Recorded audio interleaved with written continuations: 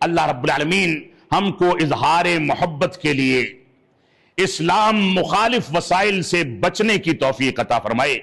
رب کائنات ہم کو توفیق عطا فرمائے کہ ہم مظاہروں، نعرے بازیوں، پوسٹروں کے ذریعے، پیسہ ضائع کرنے کے ذریعے محبت کے اظہار کے بجائے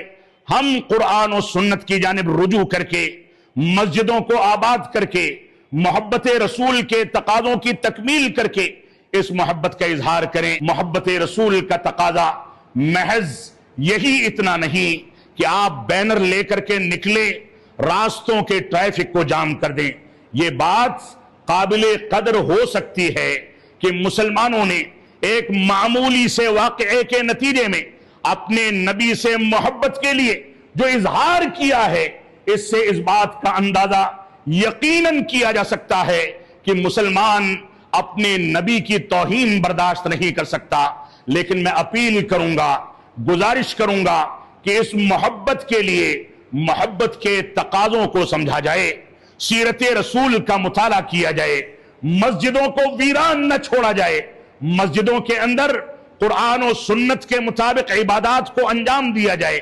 مساجد کو آباد کیا جائے، سیرت رسول اور سنت رسول کا مطالعہ کیا جائے، محبت رسول کے تقاضوں کی تکمیل کی جائے۔ یہ ہماری بنیادی ذمہ داری ہے۔